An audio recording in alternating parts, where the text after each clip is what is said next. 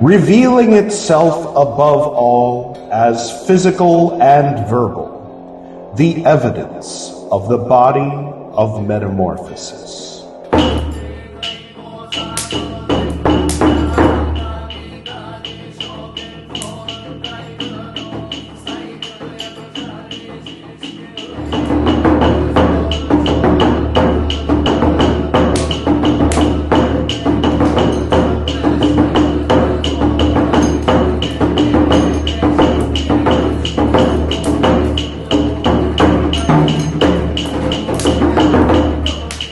Welcome back. This is Buddhist Books Podcast, episode 150, in which we will continue reading The Life and Liberation of Padmasambhava. If this is your first time seeing me, or your first time hearing one of these Padmasambhava episodes, feel free to click here. If you're on YouTube, then you see me pointing to a link. That will take you to the Padmasambhava playlist, where you can start with Canto number 1. Today we're starting with we're just going to read Canto 10. So they're sort of like chapters or chants, but they're in English, translated into English, with thanks to the people in the credits at the beginning of the episode. Special guest today, Padmasambhava and the gang. In this case, the 5 Dhyani Buddhas. Now, if you took one look at these 5 Dhyani Buddhas and said to yourself, wait a minute, that is not Ratnasambhava. You can tell by the plant next to him, that is Medicine Buddha. Not all Buddhas who do this are Ratnasambhava.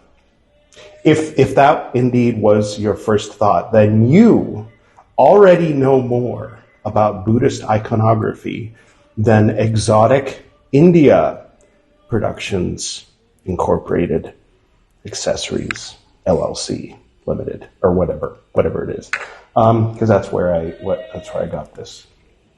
But we can pretend it's Ratnasambhava. Those with sharp eyes can see Ratnasambhava up here in the south. Of course. How is everybody? Just a couple very briefly new things. On the website, edwardreeb.com, you can find the new Padmasambhava section. I'm marking it as Chapter 6, Padmasambhava, even though it's kind of happening at the same time as Chapter 5, every 10 episodes of Tipitaka. We go from pre-sectarian early Buddhism to Tibetan Vajrayana Buddhism. Take a little break from the old rules for 6th century BCE monks in Buddha's original order, and read a bit of The Life and Liberation of Padmasambhava by Yeshe Tsogyal. So that's what's happening today. That's everything. Also, there's a podcast. I decided to go ahead and make a podcast called Padmasambhava.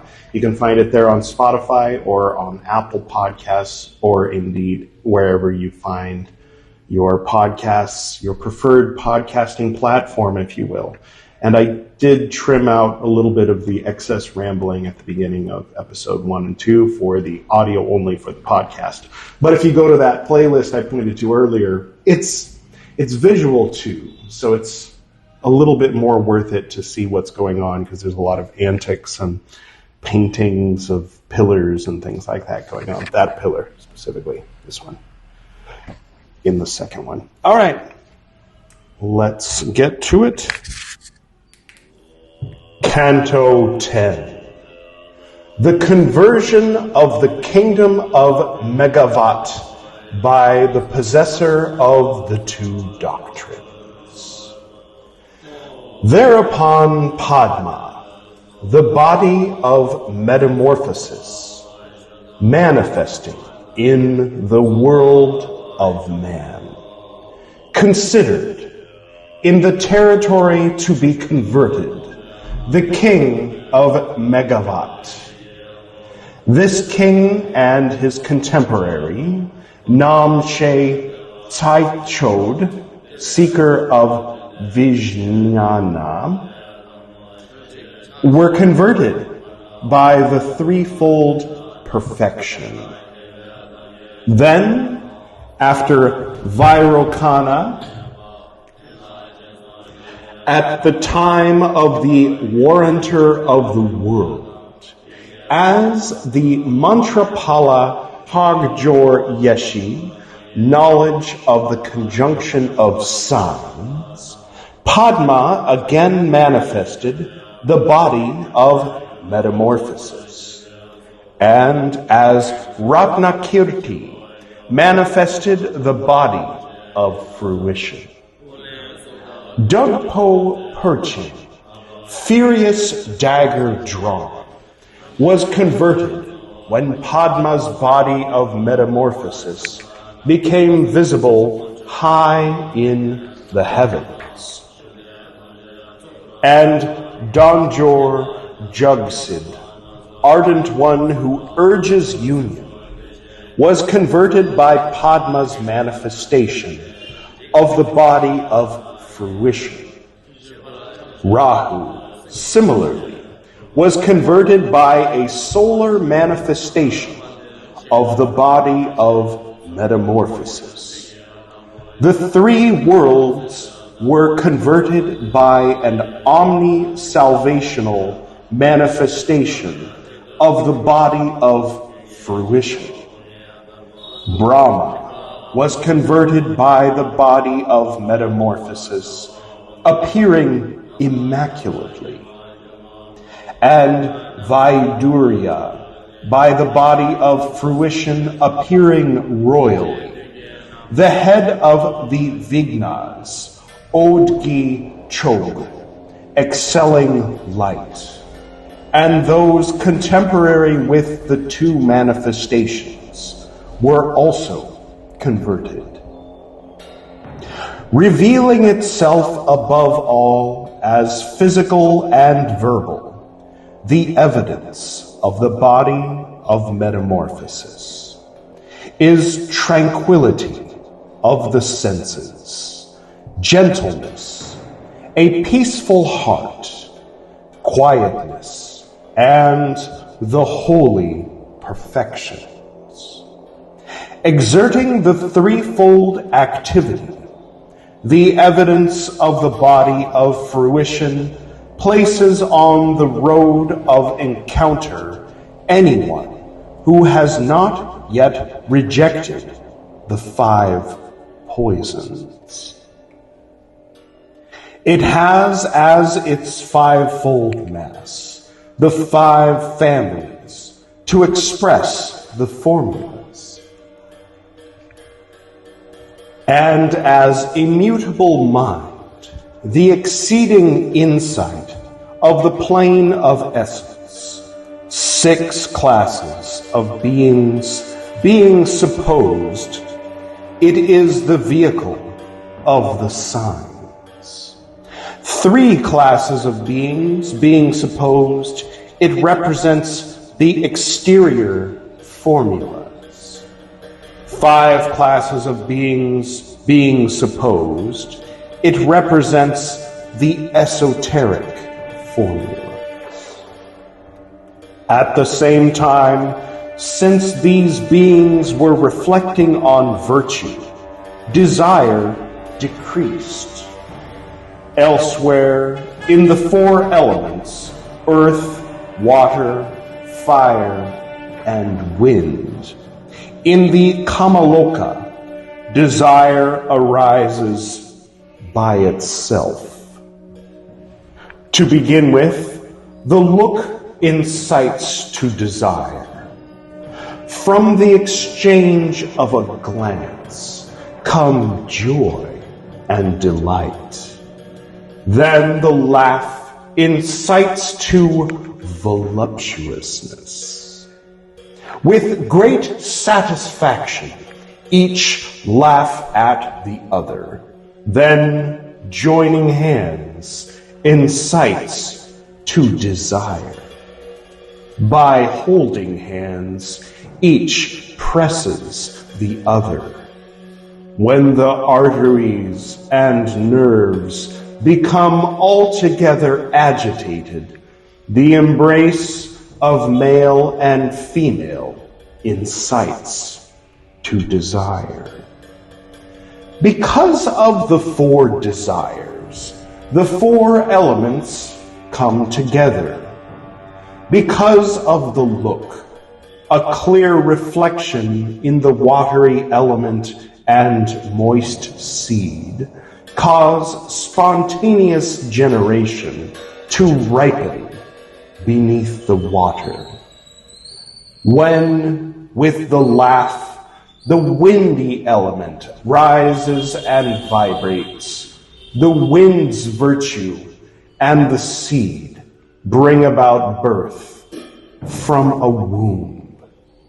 With the pressure of the hands and the clutching of bodies that clutch the earth's body is born from an egg. Two embracing, giving rise to the element fire and heat. Birth occurs from the moisture of a stirred seed. Emerging from the four desires, beings are scattered over the four continents. All those in Purva Videha are born by apparition. Those in Jambudvipa in the south are born from a womb. Those in Aparagodana are born of an egg. Those in Uttara Kuru are born of moisture. As a result of the look, desire arises for 100 years. As a result of the laugh, for 60 years. Following the joining of hands, for 50. Two embracing results in the four desires being brought to their culmination.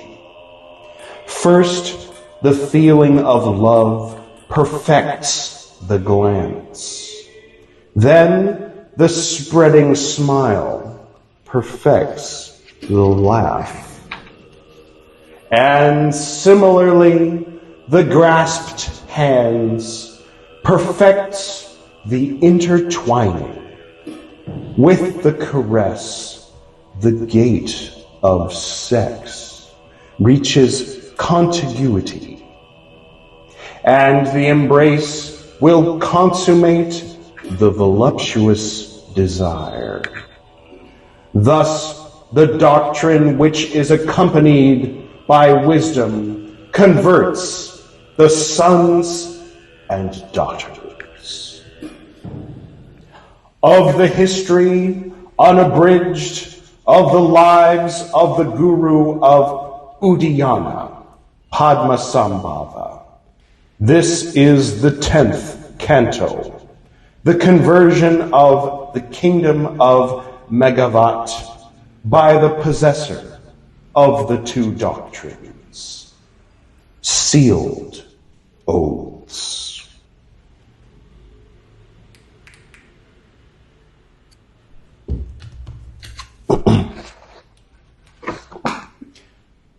Well, that was interesting. It reminded me quite a bit of the symbol of the Nam Chu Wang Den, this one here. I'll just read this document to you. Nam Chu Wang Den in terms of the realms of external worlds. The outer Kal Chakra relates to the physical world, including the planets and constellation of stars, and the 10 letters are associated with different aspects of the physical world. Ya, the heavy green color, is a symbol of the wind element, which originates from the emptiness. It is a symbol of the wind mandala the substratum of the universe. Ra, the red color, is a symbol of the fire element, which originates from the heat of the forceful collisions of the winds arising from every direction of the wind mandala. Va, the white color. Above that is a symbol of the water mandala, which originates from the descent of the continuous rain of the dense clouds in the sky produced by the heat of the fire mandala. La, the yellow color. Above that is a symbol of earth mandala, which originates from the division into a triad of the greatest, middling, and inferior universes that occurs because of the churning by wind of that great mass of water. Ma, colorful, it says here, above the preceding group of components is a symbol of the desire realm. Ksa, the light green color, above that is a symbol of the realm of subtle form. Ha, blue color, above that is a symbol of the formless realm. These three are symbols of the realms of the animate contents of the external so-called container world. Visarga, white color, is a symbol of the moon mandala. Bindu, red color, is a symbol of the sun mandala. Nada, blue color, is a symbol of the planet Rahu. Now, if I'm not mistaken, the planet Rahu is actually one of the nodes.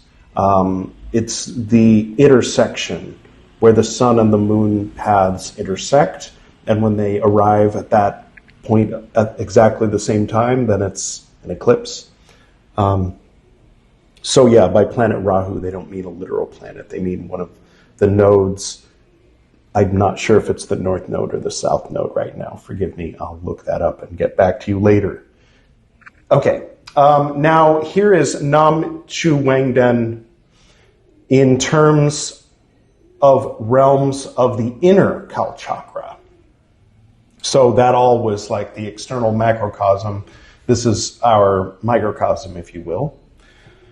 The internal Kal Chakra, the city of the adamantine body, is formed with a nature of progressive stacking. This is the same way that external objects come into being. Thus, the nature of the coming into being of the both, the internal and external Kal Chakra, are established as essentially identical. As above, so below, microcosm, reflection of macrocosm. Anybody seeing any vague correlations between this and Western esoterica? Comment below. The microcosmic mirror of the universe, all that. Anyway, documents. The aspects of the 10 letters that comprise the stack of letters in the monogram can be correlated with the internal Kal Chakra, the city of the adamantine body. Firstly, the fluctuations of karmic winds cause the parents to come together and copulate. Therefore, just take a moment to visualize your parents. Sorry. Therefore, the letter Ya at the bottom of the stack is a symbol of the wind element. Ra above that is a symbol of the fire element and refers to the heat of desire present when the parents copulate. Make love, if you will, if you're not familiar with that word. Va above that is a symbol of the water element and refers to the ejaculation of semen due to the intensity of the heat of desire during the copulation of the two parents. La above that is a symbol of the earth element and refers to the fetus becoming hard and obstructive when the parent's regenerative fluids fuse in the womb.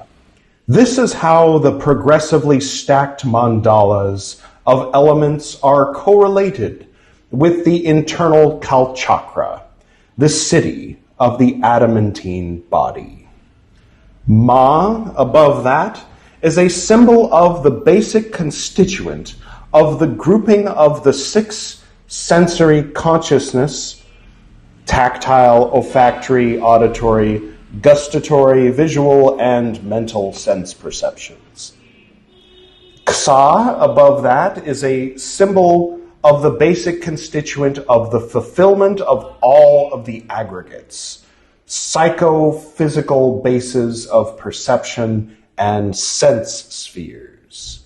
Ha, above that, is a symbol of the basic constituent of the empty space of the openings on the exterior and interior of the body, the pathways through which bodily strength, excrement, and so forth travel.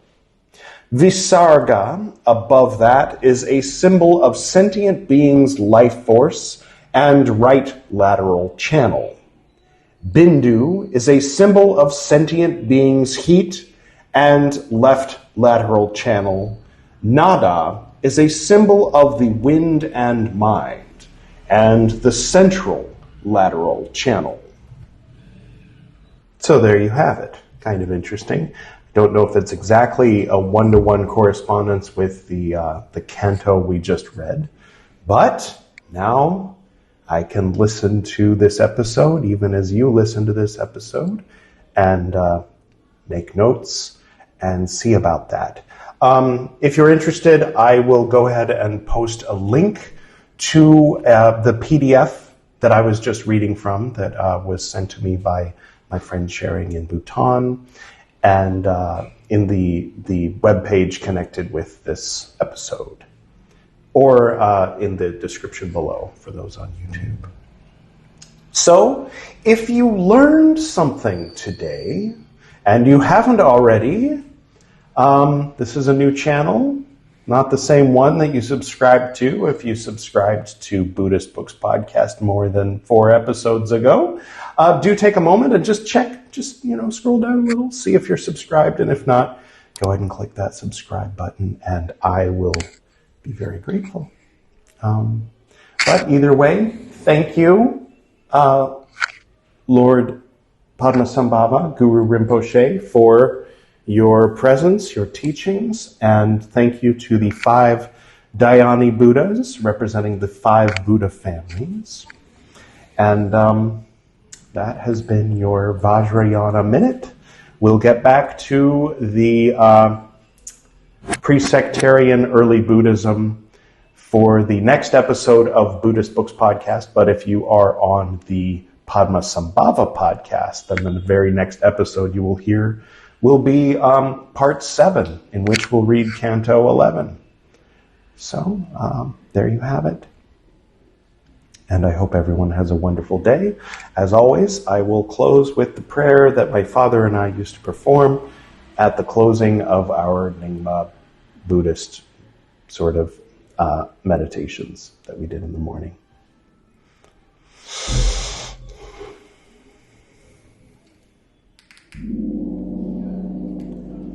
To the north and to the south, to the east and to the west, to the spirits of light among us and to the spirits below, we send out our reverent love and compassion.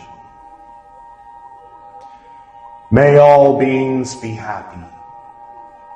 May all beings be serene.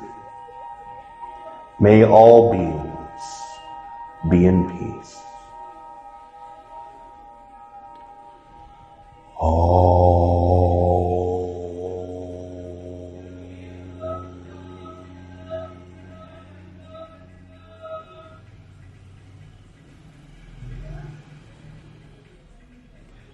Until next time.